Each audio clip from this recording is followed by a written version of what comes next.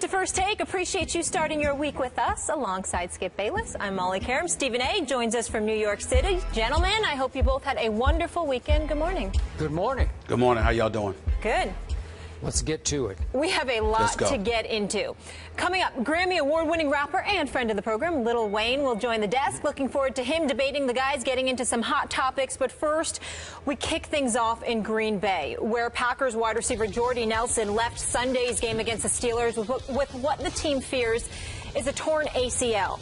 Nelson is having an MRI that will determine the extent of the injury. Coach Mike McCarthy said he's waiting for the test results once they get back to Green Bay. Since 2011, Aaron Rodgers has been targeted Nelson more than any other Packers receiver, and the two have combined for 39 touchdowns, the third most of any quarterback-wide receiver duo over that span. Here's Rodgers. It's difficult to lose a guy like that in a meaningless game. Well, we just heard Aaron there, Stephen A. On a scale of 1 to 10, how big of a blow is Nelson's injury for the Packers? Well, it's a devastating blow. I think on a scale of 1 to 10, it's about a 9, to be quite honest with you. I mean, this is a guy that caught about 98 receptions for 1,519 yards last year. We showed how many times he's been targeted by Aaron Rodgers. We know that Randall Cobb is there along with others, but at the end of the day, Jordy Nelson has been his #1 offensive option as a quarterback. So when you look at Aaron Rodgers, the greatness that he displays, the bad man that he is, the things that he's capable of, we all know this to be true. But there's no way to get around it.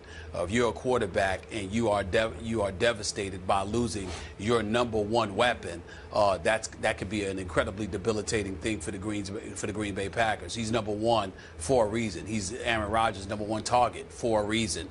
Even though Randall Cobb can admirably fill in to some degree in terms of playing that role, transitioning to #1, it's not going to be the same when he doesn't have Jordy Nelson on the other side as a wide out to feed off of. So I think this is a devastating blow for the Green Bay Packers. I don't think it's enough to limit them from getting to the playoffs, but I do think it's enough to get in the way of their Super Bowl aspirations. Wow. I am shocked you went to 9. I was trying to predict in my head where you might go.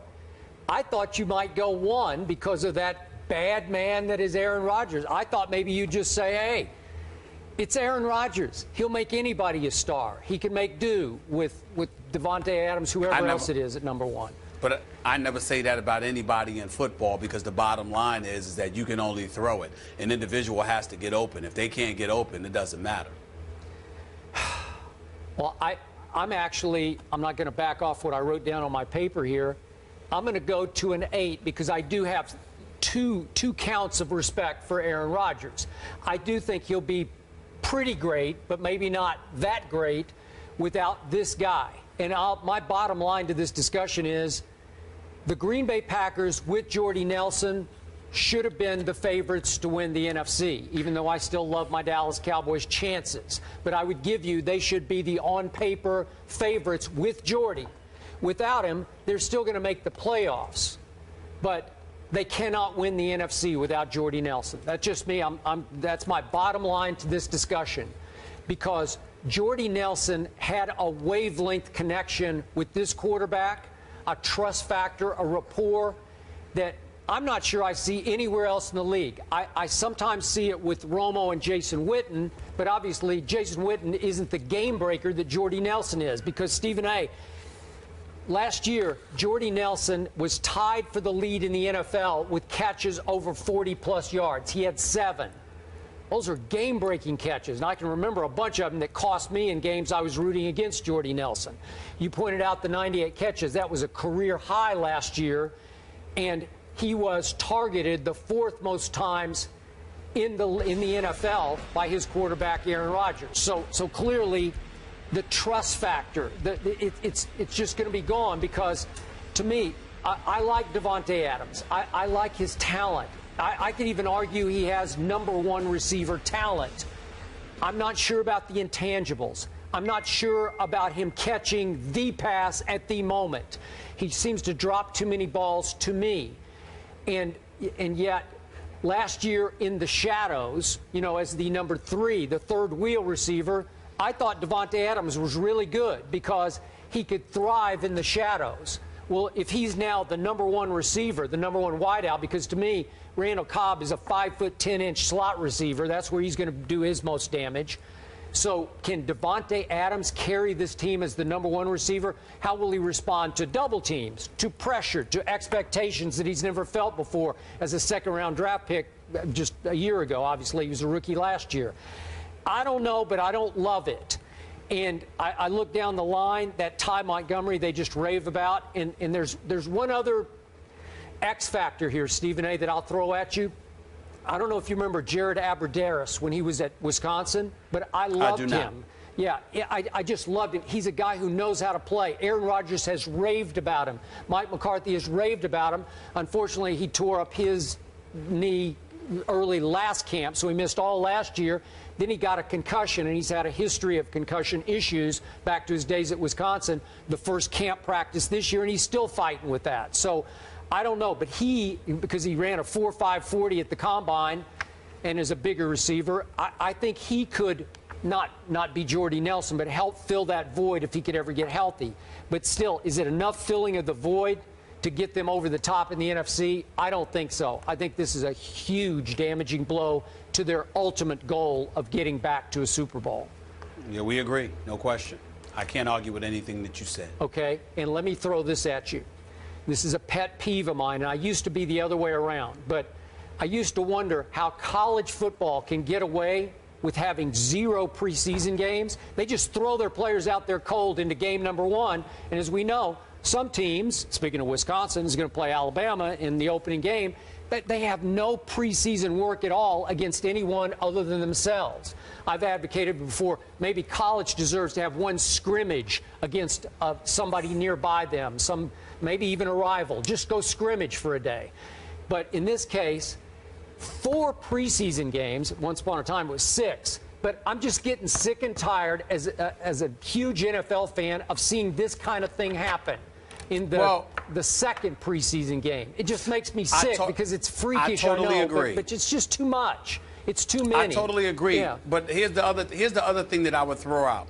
Skip, when these teams are scrimmaging one another, usually they put on shoulder pads and a helmet, but they hit high and they don't hit low. Yep. In scrimmages, right?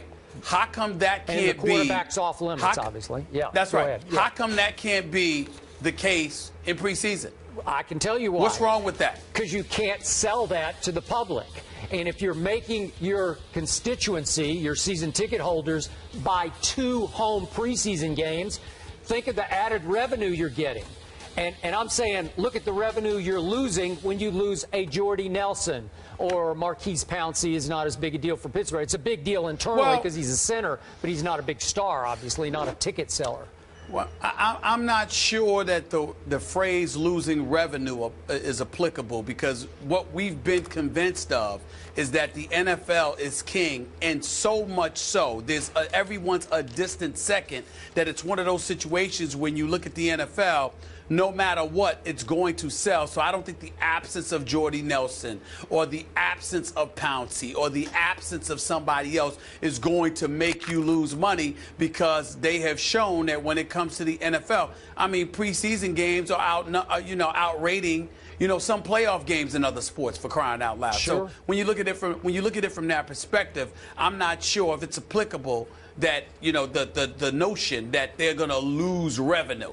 They're going to get their revenue no matter what. But what I would say is, because they're going to get their revenue no matter what, I think some of these other things being instituted are plausible. When you watch these scrimmages, crowds are packed to come and watch the scrimmages. Because it's the NFL. It's not like 80,000 are out there, but I know. But again, I know. You're right. They draw. Yeah. So, and then not only that, the NFL, dare I say, is going to have to stop being a big gluttonous. You make a lot of money. The TV revenue is unquestionable. When you combine that with the fact that, again, you're only costing yourself some fans walking through the turnstiles, because folks are still going to watch these games on television. Sure. Either do away with a couple of preseason games, or just make the decision. And by the way, make the decision that you can't hit low. Now, I know that's counterproductive to what the NFL has been advocating, because their whole thing is to hit you as low as possible so they can stay away from the headshots, so they don't have to concern themselves with the concussion issue. However, my point is that you put on helmet and shoulder pads, and you know what? You force guys to hit from the chin and lower, you know, and above the waist. That's going to obviously, through repetition, induce habits that could ultimately work to the advantage of the NFL, because if you're still enforcing avoiding headshots, but you're encouraging guys through the preseason to hit high from the waist on up to above the shoulders and the neck area, then come during the season, habits are going to take fold, and you may elect to do that more during the season than take out guys' knees too, because that's one of the things we lamented.